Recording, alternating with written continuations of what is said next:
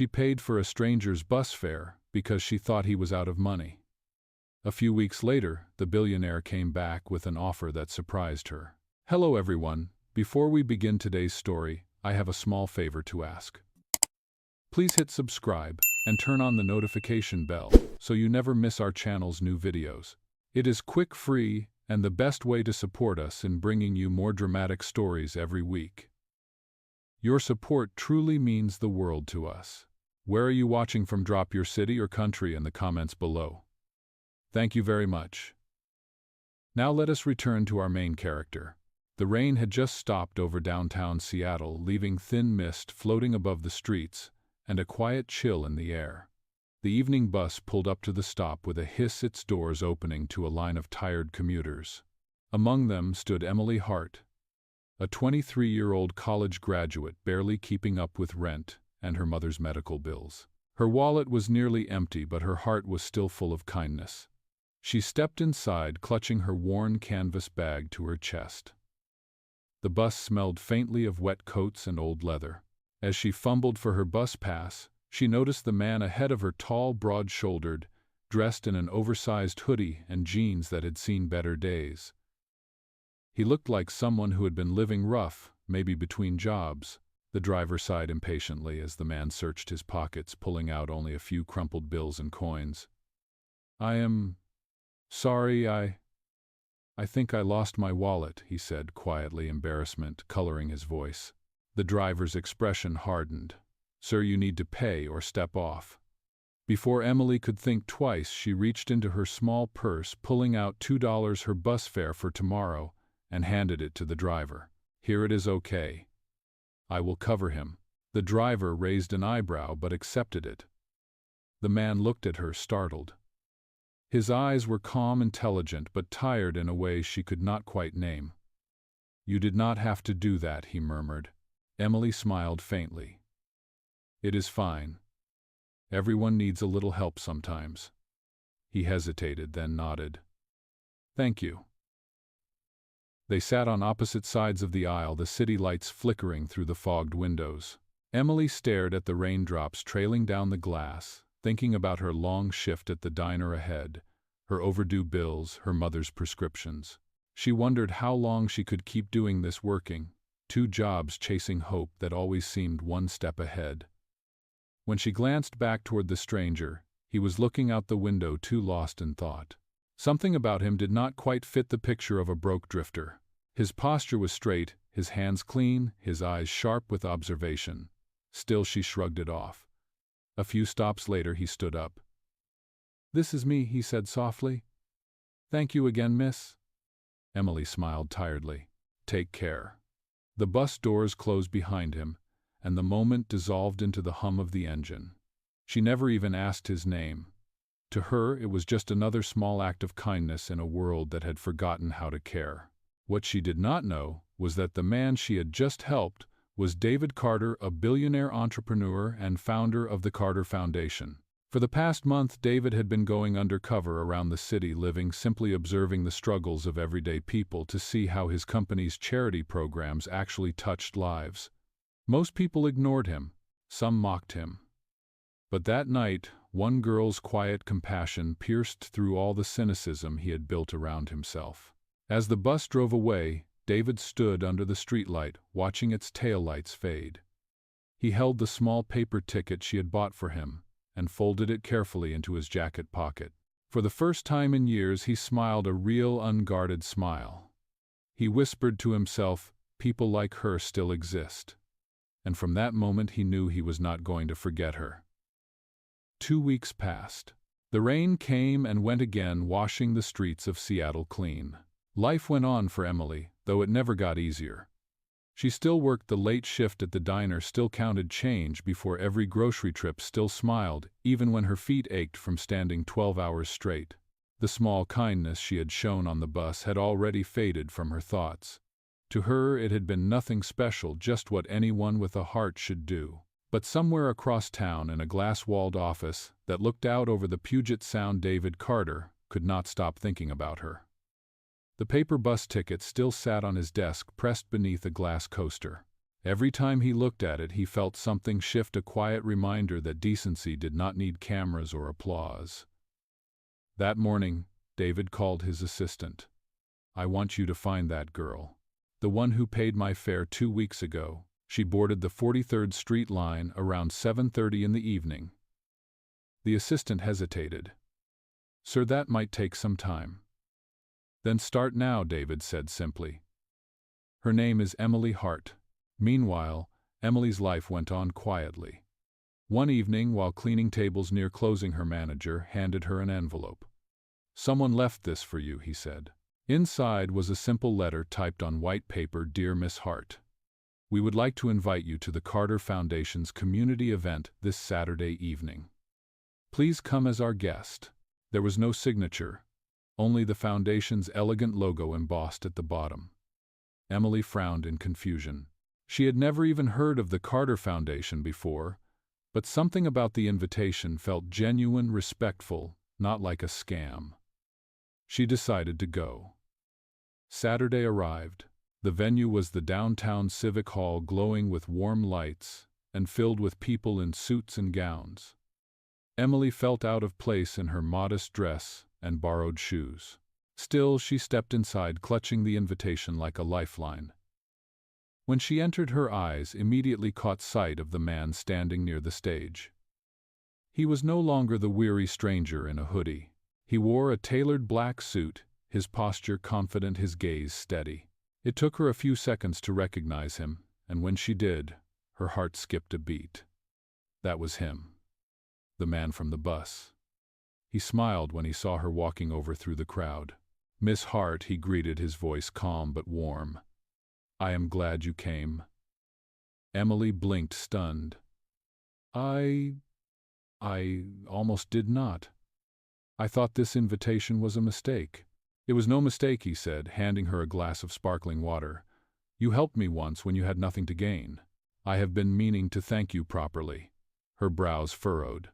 "You are with the Carter Foundation?" He nodded. "I am the founder." The realization hit her like a wave. "Wait. You are Mr. Carter." "As in David Carter, the billionaire." He chuckled softly. "I prefer David." For a moment she could not speak. Everything about the evening, the letter, the hall, the people suddenly made sense. "Why did you not tell me who you were?" she finally asked. "Because that night I did not want to be a billionaire," he replied. "I just wanted to know if people still cared." Emily's eyes softened, unsure how to respond. He looked at her and said quietly, "And you did care. More than you realize. That is why I have an offer for you." The music swelled behind them, and Emily stood frozen, caught between disbelief and curiosity, as he reached into his pocket and pulled out something small. The old bus ticket, perfectly preserved. "Let us talk," David said. "Some chances only come once." And with that, the story of a simple bus ride began to turn into something much greater. The air inside the hall grew quieter as David led Emily toward a side room where the noise of the crowd softened to a gentle hum. The space was lined with framed photographs of community projects, hospitals, and shelters funded by the Carter Foundation. Emily looked around, her eyes wide. "This is where it all started," David said, stopping in front of a picture of a small soup kitchen. "Years ago, my mother used to volunteer here. She taught me that the worth of a person is not measured by money, but by what they do when no one is watching." He turned toward Emily. "That night on the bus, you reminded me of her." Emily blinked, her throat tightening. "I only paid for your fare. It was nothing." "To you, maybe," David said gently. "But to me it meant everything. I had been walking through the city for weeks, looking for someone who still believed in simple kindness. I saw people with luxury handbags ignore the homeless people with full wallets, pretend not to see. Then there was you with barely enough for yourself, yet you still reached out." Emily lowered her gaze, embarrassed but moved. "You make it sound bigger than it was." "It was," David insisted softly, "and I want to make sure that act does not go unnoticed." He handed her a small folder. Inside were documents bearing the Carter Foundation's seal. "I want you to join us," he said. "We are launching a new initiative called Open Hands. It is a program that helps low-income students develop career skills while serving their communities. I think you would be perfect to help lead it." Emily looked up in disbelief. "Lead it? I am not qualified for something like that." David smiled. "You have what money cannot buy: authentic empathy. Everything else can be learned." She hesitated, torn between gratitude and fear. "Why me?" He paused for a moment before replying. "Because I have met hundreds of people in my life who said they cared, but only a few who truly meant it. You are one of them. I want to invest in people who live what they believe." Emily's hands trembled slightly as she held the folder. It was more than an opportunity. It was a doorway to a life she never imagined she could have. "I do not know what to say," she whispered. "Say yes," David replied simply. "Not for me, but for yourself. You deserve the chance." For a long moment Emily stared at the documents, her heart racing. Around them, the laughter and music from the main hall drifted faintly through the walls, a world of luxury that felt far away from her small apartment and her struggling reality. Finally she took a deep breath and nodded. "All right," she said softly. "I will do it." David's expression warmed. "Good. You start Monday." Her eyes widened again. "This Monday, life does not wait for the perfect moment," he said with a smile. "It just gives us one, and we decide whether to take it."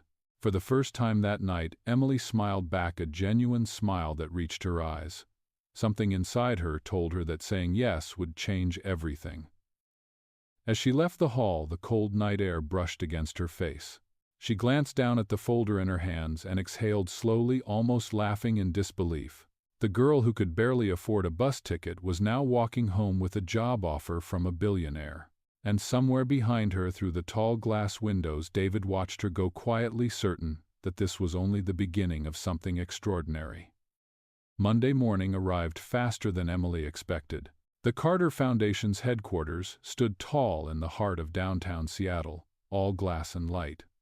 The lobby was quiet, elegant, and far from anything she had ever known.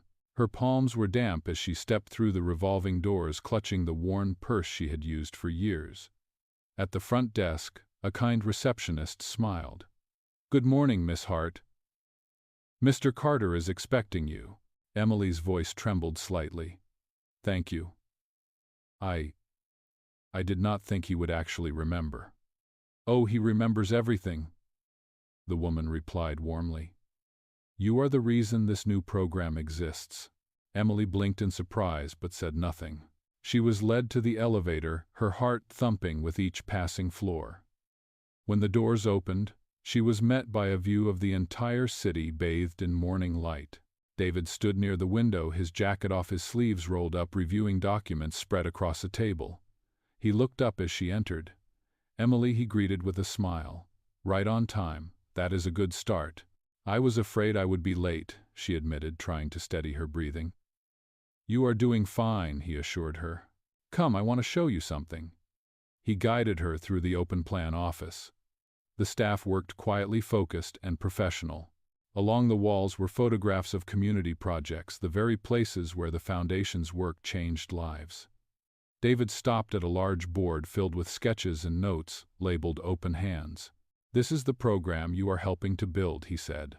"It will connect young people in need with mentorship, education, and small grants to start community projects." Emily read the notes, her curiosity growing. "You really think I can help with something this big?" David's tone softened. "You are the reason it exists. The idea started the night I met you." She turned to him, startled. "You mean the bus?" He nodded. "That one moment showed me what no meeting or report ever could. True kindness does not wait for recognition. I realized we needed to build a program that rewarded that kind of heart." Emily felt her throat tighten. "I do not know if I can live up to that." David smiled gently. "You already have." He handed her a folder filled with names, budgets, and schedules. "We will work together closely for the next few months. I will mentor you personally. It will not be easy, but I believe you are capable." As the hours passed, Emily began to learn the rhythm of the place, the calls, the planning, the endless emails. It was overwhelming, Yet she felt a quiet pride growing inside her. When she looked up and saw David watching from across the room, she realized he was not checking on her progress. He was simply smiling, as if proud. Later that afternoon, as they reviewed proposals, David said, "I want you to lead the pilot project. You know the people we are trying to reach better than anyone here." Emily froze. "Lead it, but I just started today." "Exactly," he said. "You still remember what it feels like to need help. That perspective is something no executive can fake." She hesitated, then nodded. "All right. I will do my best." David looked at her with quiet satisfaction. "That is all I ask." As evening fell, Emily stepped outside the building. The streets glowed with orange light, and the air carried the soft scent of rain. She glanced back at the towering foundation sign, realizing that her life had shifted completely. From a bus seat to a glass office, from a small act of kindness to a calling that might change hundreds of lives. Emily finally felt that the kindness she had once given was beginning to come full circle. Weeks passed, and Emily slowly found her rhythm at the Carter Foundation. The once overwhelming office had become familiar, and her nervousness had turned into quiet confidence. Every morning she arrived early with a notebook full of handwritten ideas. Every evening she left after most people had gone home, determined to make the program succeed. David often stopped by her desk during those long evenings. He never interfered, but offered quiet encouragement. "You have the heart of a leader," he said one night, his tone calm and sincere. "Do not lose that when things get difficult." And things did get difficult. The Open Hands program attracted attention quickly, but not all of it was kind. Some employees whispered that Emily only got the position because of David. Others questioned her experience. She overheard the comments once while making copies near the break room. "She is just a waitress he took pity on," one voice said. "Yeah, give it a month. She will quit when she realizes this is not a charity case," another replied. The words stung more than she expected. Emily closed her eyes, forcing herself to breathe. She did not want to cry. Not here. Not now. That night she worked late again. The office was quiet, except for the sound of rain tapping against the windows. David appeared beside her desk, holding 2 cups of coffee. "You should not stay so late," he said gently. Emily looked up, startled. "I just wanted to finish the grant proposal. I need to prove that I belong here." David set a cup in front of her. "You do not have to prove anything to anyone. You earned your place the day you chose to help someone without expecting anything back." His words were kind, but she shook her head. "That was just a moment on a bus. This is real life. People expect results." David studied her face, his expression thoughtful. "Results come from the people who care the most. That is why I believe in you." For a moment neither of them spoke. The only sound was the hum of the city outside and the soft patter of rain.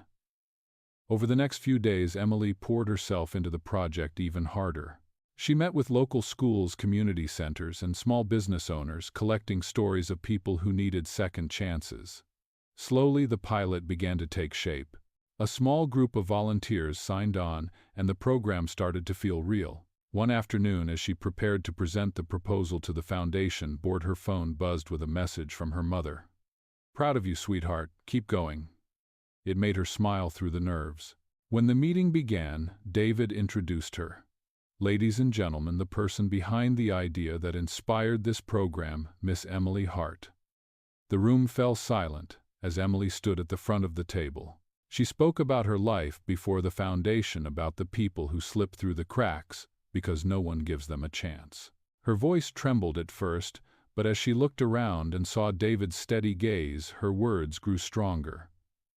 When she finished, there was a pause. Then the room erupted in quiet applause. A few members of the board exchanged approving glances. After the meeting, David walked beside her toward the elevator. "You did well," he said simply.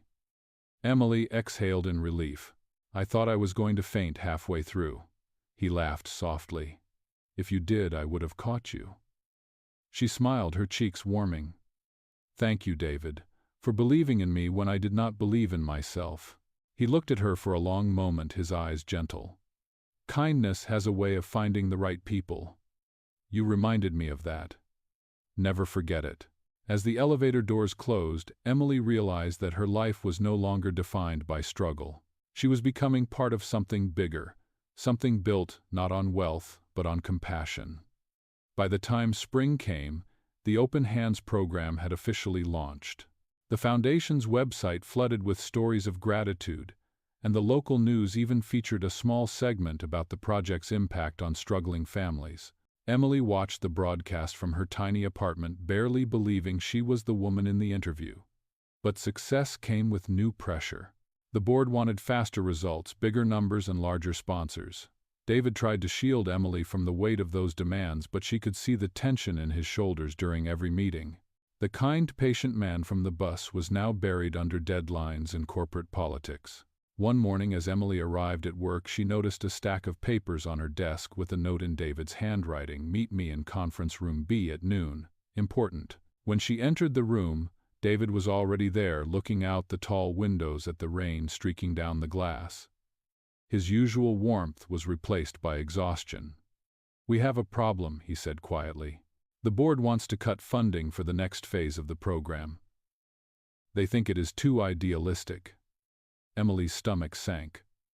"But it is working. We have proof." "I know," he replied, rubbing his temples. "But they care more about numbers than people. They want to shift money back to projects that guarantee publicity." Emily hesitated, then asked softly, "So what are we going to do?" David turned to her, a hint of determination returning to his eyes. "We fight for it, but I cannot do it alone. They already think I am emotionally attached to this project. They might listen to you." "Me?" she said, startled. "I do not know if I can convince them." "Yes, you can," he said firmly.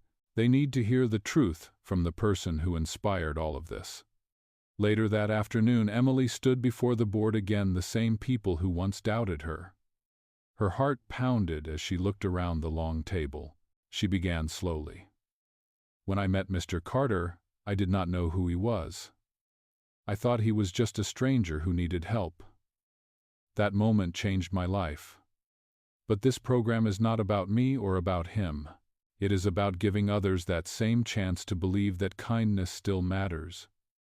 Her voice gained strength with each word. "We cannot measure compassion in statistics. We measure it in the lives it changes." When she finished, the room fell silent. One of the senior board members leaned back and said, "You speak from the heart, Miss Hart." "Maybe that is exactly what this foundation needs." David exhaled slowly, a small smile tugging at the corner of his mouth. The vote that followed was close, but the program was saved. After the meeting, Emily stepped out into the hallway, her heart still racing. David joined her, his expression softer than it had been in weeks. "You did it," he said quietly. "You reminded them what we stand for." Emily smiled, her eyes glistening. "We did it. Together." He looked at her for a long moment. "You know," he said, "when I first met you, I thought I was the one testing the world. Turns out you were the one testing me." Emily blinked, surprised. "Testing you. To see if I still believed in what I built," he said. "You passed." For a second, neither of them spoke. The air between them felt different now, heavier but somehow warmer. Outside, the rain had stopped and sunlight broke through the clouds, painting the wet streets in gold. As David walked beside her toward the elevator, he said softly, "Emily, I have one more idea for this program, and it involves both of us." Emily glanced at him, curiously unaware that his next words would change not just her career but her heart. A week later, David called Emily into his office early in the morning. The floor was quiet, the city still half asleep beyond the glass windows. He stood by his desk holding a folder and a cup of coffee, the same way he had the first day she arrived. "Emily," he began, "I have been thinking a lot about what you said during the meeting, about compassion not being something we can measure." She nodded carefully. "I meant every word." "I know," he said with a faint smile. "That is why I want you to join me on a field project. We are going to visit the neighborhoods where Open Hands is making the most difference. I want you to see what you have built." Emily blinked in surprise. "You mean, in person?" "In person?" David confirmed. No press, no cameras, just us. 2 days later, they drove out of the city in one of the Foundation's vans. The landscape changed from glass towers to small houses and corner stores. The air smelled like rain and freshly cut grass. Emily felt strangely nervous sitting beside him, the quiet hum of the engine filling the space between their words. Their first stop was a community center, where teenagers were learning basic job skills. When they walked in, one of the girls recognized Emily from the Foundation's video. "You are the lady who started this," the girl said, her eyes bright. Emily laughed shyly. "I just helped a little." David watched from the side, his expression full of quiet pride. Later, as they handed out supplies, one of the parents approached and said, "Whatever you two are doing, keep doing it. You have no idea how much this means." The rest of the day passed quickly. They visited 3 more centers, met dozens of families, and listened to stories of people who had been given another chance. By the time the sun began to set, Emily was sitting on a bench outside a small school, exhausted but glowing. David joined her, setting down 2 bottles of water. "You did well today," he said. "So did you," she replied with a smile. "I can see why you love this work." He looked out at the fading light.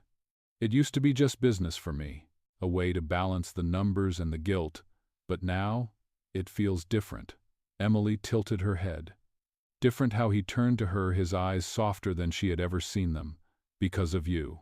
You reminded me what it feels like to actually see people, not just fund them. You gave me something I had lost, a reason." For a moment Emily could not speak.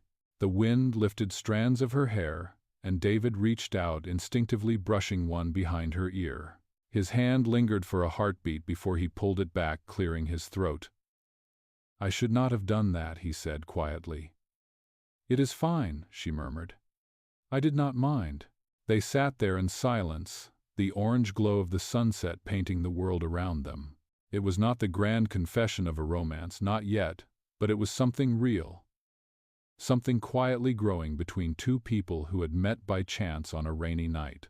When they finally stood to leave, David looked at her and said, "Emily, promise me one thing. No matter how big this foundation becomes, never lose the part of you that paid for a stranger's bus fare." She smiled. "I could never forget that. It changed my life." He nodded. "It changed mine too." And as they drove back to the city under a sky turning from gold to deep blue, both of them knew that whatever this was, kindness, partnership, or something deeper, it was only just beginning. The following month brought a wave of attention that neither David nor Emily had expected. Word about the Open Hands initiative spread across social media, and journalists began requesting interviews. Photos from their field visits had surfaced online, showing David and Emily surrounded by children and families they had helped. The foundation's work was being celebrated everywhere. But attention came with rumors. Some headlines praised Emily as the woman who changed a billionaire's heart. Others were less kind, suggesting she had used her charm to climb the corporate ladder. The whispers reached the office soon enough. One morning, as Emily entered the building, 2 employees stopped talking the moment she walked by. She pretended not to notice, but the sting was sharp. Inside her office, she found a newspaper on her desk with a headline that read, "From bus fare to boardroom, the billionaire's favorite." Someone had circled it in red ink. She sat down slowly, her hands trembling. For the first time since joining the foundation, she felt ashamed. Ashamed for something that was not even wrong. When David arrived later that morning, he saw the newspaper. His jaw tightened. "Who put this here?" "It does not matter," she said quietly. "People will believe what they want." "It matters to me," he replied. "You do not deserve this." Emily looked up at him, her eyes filled with frustration. "David, I knew people would talk, but I cannot fight every rumor. Maybe I should just step back for a while." His expression softened. "No, Emily. If you step back, they win. You are the heart of this program. Do not let gossip steal that from you." She sighed. "I never wanted attention. I only wanted to do something good." David sat across from her, his voice calm but firm. "You have done more good than most people ever will. But the higher we rise, the more people will try to pull us down. That is how the world works. He paused before adding, "Let me handle the press. I will set the record straight." Emily shook her head. "No, let our work speak for itself. If we keep showing results, people will see the truth." David smiled faintly. "That sounds like something I once told you. It must have stuck," she said, a small laugh escaping her. Despite her brave words, the following days were difficult. Reporters began waiting outside the foundation, her inbox filled with invasive questions. Even her mother called one night worried. "Are you all right, sweetheart? They are saying such strange things on television." "I am fine," Mom Emily said softly. "I just have to keep going." The next morning, David called an emergency press conference. Emily stood beside him as he addressed the crowd. "There has been speculation about my relationship with Miss Hart." He began, his tone steady. "Let me make this clear. Miss Hart earned her place here through her work and her compassion. The Open Hands program exists because of her integrity, not because of favoritism." The room fell silent. Emily's heart pounded, a mixture of gratitude and fear. When it ended, she turned to him and whispered, "You did not have to defend me publicly." "Yes, I did," he said quietly. "Because you deserve better than whispers." That night, when the office finally emptied, Emily stood by the window looking out at the city lights. David approached her slowly. "Are you still thinking about leaving?" he asked. She turned to him, her voice steady now. "No. If I quit every time life got loud, I would never move forward." He smiled, relief in his eyes. "That is the Emily I know." As they stood there side by side, the tension between them eased. Outside, the streets glimmered beneath the rain, just as they had the night they first met. Only now, the silence between them was no longer uncertain. It was full of something unspoken, something that neither of them dared to name yet. Months passed, and the noise around the rumors faded like distant thunder. The Open Hands program continued to grow, expanding to new cities and helping thousands of families. Emily had become a quiet symbol of hope, proof that one small act of kindness could ripple far beyond what anyone imagined. On a crisp autumn morning, the foundation held its first anniversary event. The grand hall was filled with laughter, music, and the soft hum of conversation. Photos of volunteers and community projects lined the walls, and at the center of it all stood a large display case holding a single ordinary bus ticket. Emily stood before it, her breath catching in her throat. The sight of that small piece of paper took her back to that rainy evening when she had reached into her purse without thinking. David walked up beside her, dressed in a dark suit, his expression calm but warm. "It feels strange, does it not?" he said quietly. "How something so small can change two lives completely." Emily smiled softly. "I never thought anyone would keep that ticket." "I told you I would, David," said a hint of pride in his voice. "It reminded me that leadership is not about power, it is about heart." For a moment they both stood in silence, watching the guests move through the hall. People greeted them, thanking them for the program, for believing in kindness when it was easier to give up. When the speeches began, David took the stage. A year ago, he told the audience, a stranger did something simple. She paid for a bus ticket for a man she did not know. That small act reminded me that compassion still exists, even in a world that often forgets it. Because of her, the Carter Foundation changed direction, and because of her, I changed too. He looked toward Emily, and their eyes met across the crowd. "So tonight I want to say thank you. Not just for your work, but for your example." Applause filled the room. Emily's eyes glistened as she tried to hold back tears. When David stepped down, he walked directly to her. "You were the spark," he said softly, "and I will never forget that." Later that night, after the guests had gone and the lights dimmed, they stood alone by the window, overlooking the city. The reflection of the glass made the world outside shimmer like a painting. "You know," Emily said, "sometimes I still wonder what would have happened if I had not paid for that ticket." David smiled, his voice low. "Then maybe I would still be searching for something I could not name. Maybe the world would have one less reminder that kindness is real." She laughed softly. "That sounds dramatic." "Maybe," he said, "but it is true." They fell quiet again. The hum of the city floated up from below, the same city where their story had begun. After a long pause, David reached into his jacket pocket and pulled out a small velvet box. Emily looked at him confused. "What is that?" He opened it slowly, revealing a delicate silver bracelet engraved with the words, "One act, infinite change." "It is not what you think," he said gently. "This is not about money or charity. It is about remembering where it all began." Emily smiled, slipping the bracelet onto her wrist. "Then I will wear it every day." David looked at her with quiet affection. "Good. Because I think this is only the beginning for us." Outside, the city lights glowed against the dark sky. The story that had started with a small act of kindness had come full circle, turning a stranger's bus ride into a lifelong connection, a mission of compassion, and perhaps the beginning of love. And somewhere deep inside, both of them knew that kindness once given freely always finds its way back home.